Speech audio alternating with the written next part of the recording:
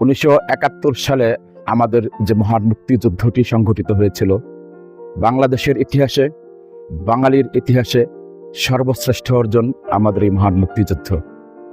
আমাদের এই মহান মুক্তিযুদ্ধকে নিয়ে নানান ধরনের ভাষ্য নির্মাণ করা হয়েছে, বক্তব্য নির্মাণ করা হয়েছে। আসলে 1971 সালের মুক্তিযুদ্ধ এটি কি শুধুমাত্র 1971 সালের 26শে মার্চ থেকে 16 ডিসেম্বর 71, এই যে 9 মাসের রক্তক্ষয়ী সশস্ত্র যুদ্ধ এখানেই সীমিত? আমি এটি মনে করি না। আমার যেটুকু ইতিহাসের পাঠ, সেখান থেকে আমার দৃঢ় বিশ্বাস 1971 সালের এই মহান মুক্তিযুদ্ধের একটি দীর্ঘ পটভূমি রয়েছে, তার একটি বর্ণিল ইতিহাস রয়েছে। সেই ইতিহাসটিকে আমাদের মাথায় রাখতে হবে। কারণ আমরা যদি ব্রিটিশ বিরোধী লড়াইটিকে বাদও দিই, অন্তত 1948 সালের আমাদের যে ভাষা আন্দোলনের সূচনা হয়, সেখান থেকেই আসলে 1971 সালের মহান মুক্তিযুদ্ধের সূত্রপাত।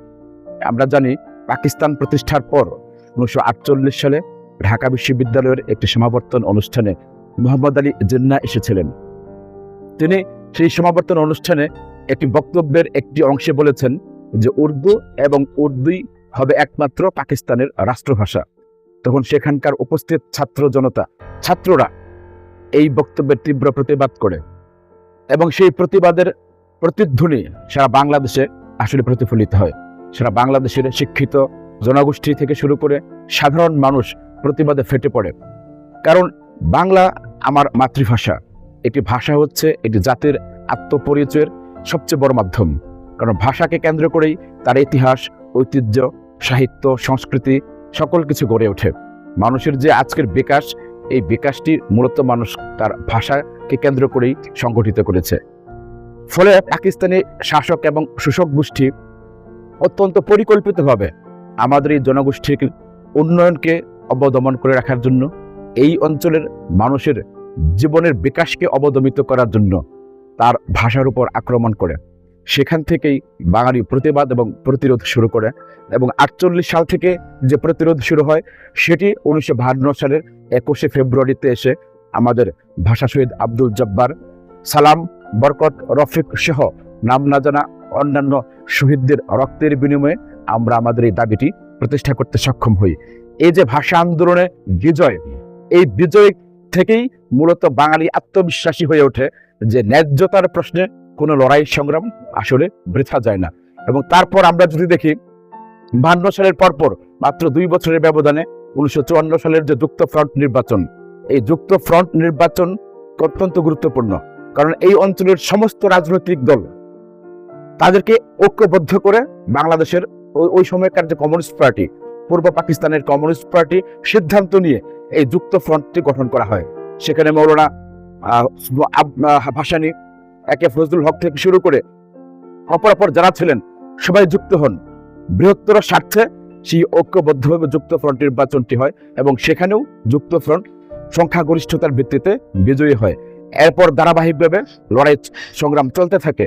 আইয়ুব বিরোধী যে সংগ্রাম 1958 সাল থেকে 1968 সাল পর্যন্ত, এই যে দীর্ঘ সময় সামরিক শাসন বিরোধী লড়াই, তার মধ্যে 62-র শিক্ষা আন্দোলন, 66 সালে যে 6 দফা ঘোষণা করা হয়, সেই 6 দফাটিকে এক পক্ষ থেকে বাঙালির মুক্তি সনদ বলা হলেও ওই সময়কার প্রাগ্রসর রাজনৈতিক নেতা কর্মীরা বুঝতে পেরেছিলেন আসলে 66-র এই 6 দফা আসলে বাঙালির পূর্ণাঙ্গ মুক্তি সনদ নয়। সেখানে স্বাধিকারের প্রশ্ন ছিল, স্বায়ত্ত শাসনের প্রশ্ন থাকলেও মানুষের শ্রেণী পেশার মানুষের যে অর্থনৈতিক, সামাজিক, সাংস্কৃতিক মুক্তির প্রশ্নটি উল্লেখিত ছিল না। ফলে সেই ছাত্র সংগ্রাম পরিষদের নেতৃবৃন্দ বসে 6 দফাকে আসলে 11 দফায় রূপান্তর করে সেই 11 দফার ভিত্তিতেই 1969 সালের গণ অভ্যুত্থানটি সংগঠিত হয়। সেই গণ অভ্যুত্থানের পরম্পরায় 1970 সালের যে নির্বাচন, সেই নির্বাচনে সংখ্যাগরিষ্ঠতার ভিত্তিতে এটি প্রমাণ হয়ে যায় আসলে স্বাধীন বাংলাদেশ প্রতিষ্ঠা অবশ্যম্ভাবী।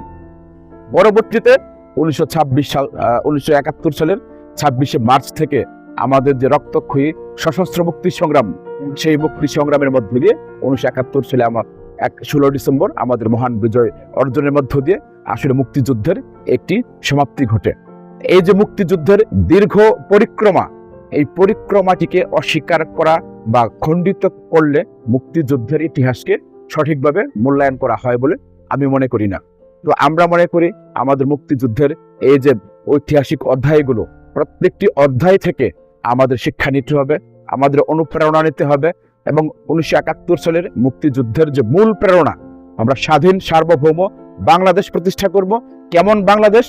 সেটি আমাদের স্বাধীনতার ঘোষণা কর্মসূচি যেটি ছিল, ঘোষণাপত্র, সেখানে স্পষ্ট উল্লেখ করা হচ্ছে সাম্য, মানবিক মর্যাদা, সামাজিক ন্যায় বিচার, এর ভিত্তিতে বাংলাদেশ নির্মিত হবে। বাংলাদেশ কেমন হবে? বাংলাদেশ হবে একটি অসাম্প্রদায়িক বাংলাদেশ, বাংলাদেশ হবে একটি গণতান্ত্রিক বাংলাদেশ, বাংলাদেশ হবে একটি সমাজতন্ত্র অভিমুখীন বাংলাদেশ, সমতার বাংলাদেশ, শোষণ নিপীড়ন মুক্ত বাংলাদেশ। আজকে 1971 সালের এই যে আমাদের চেতনা, এই যে স্বপ্ন, সেই স্বপ্নকে সামনে রেখেই আমাদের ভবিষ্যৎ বাংলাদেশ নির্মাণ করতে হবে। আজকে আমরা দেখছি কেউ কেউ আমাদের 1971 সালের মুক্তিযুদ্ধের প্রশ্নটি সামনে আসলে অতীত ঘাটতে চায় না বলে এড়িয়ে যেতে চান। তাদের হয়তো বা গ্লানিময় অধ্যায় আছে, কিন্তু আমরা যারা সেই ঐতিহাসিক মুক্তিযুদ্ধের গৌরবোজ্জ্বল উত্তরাধিকার বহন করি, আমার পার্টি সেখানে গুরুত্বপূর্ণ ভূমিকা পালন করেছে। আপনারা জানেন, কমিউনিস্ট পার্টি, ন্যাপ, ছাত্র ইউনিয়ন যৌথভাবে 20,000 গেরিলা বাহিনী নিয়ে মুক্তিযুদ্ধে অংশগ্রহণ করে। মুক্তিযুদ্ধকালীন যে অস্থায়ী সরকার, সেই সরকারে কমিউনিস্ট পার্টির নেতা কমরেড মনি সিং ছিলেন, আমাদের ন্যাপের নেতা অধ্যাপক মুজাফফর আহমদ ছিলেন। ফলে মুক্তিযুদ্ধ আমার গৌরবোজ্জ্বল ইতিহাস, এটিকে কোন অবস্থাতেই ছোট করা, খাটো করে দেখার সুযোগ নেই।